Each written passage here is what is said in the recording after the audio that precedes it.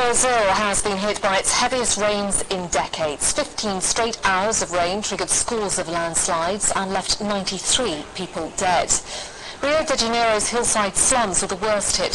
Flooding has paralysed the city, closing schools and shutting down transport and businesses. Jonah Hull has more. The heaviest downpour in decades brought Rio de Janeiro to a watery halt. 15 hours of torrential rains that began late on Monday triggered landslides that killed dozens of people in slum communities and hillside areas. With a further 2,000 homes thought to be at risk, authorities have given the somewhat mixed message to remain indoors.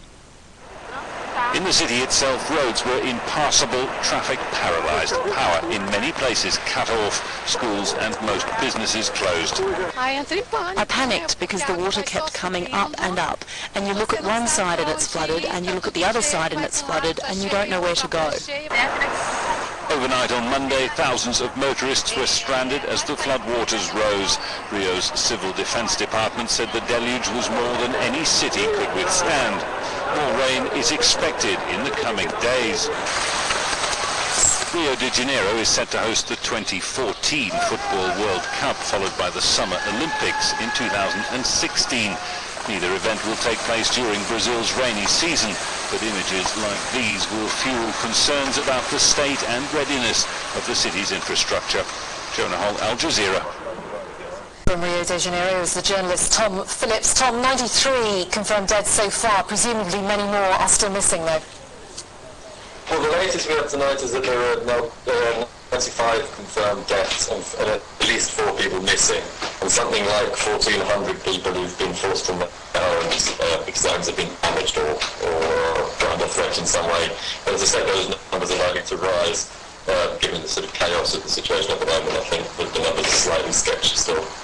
Sure, that's to be expected. Presumably efforts are underway to try and find those that are missing, or can people simply not get to the areas where the mudslides have occurred? Well, I think the rescue workers are getting in. One of the problems, as you can probably hear behind me here, is the rain has started again quite ferociously this evening. So that's obviously going to be a big problem. And I think there are big fears that there may be further landslides tonight. If these people don't get out of their houses, there might be big trouble. It's clearly the poorest areas, the slum areas, if you like, that have been hit the hardest. Those that live there and survived, are they trying to come down from those slum areas and move more towards the city? What has happened to them?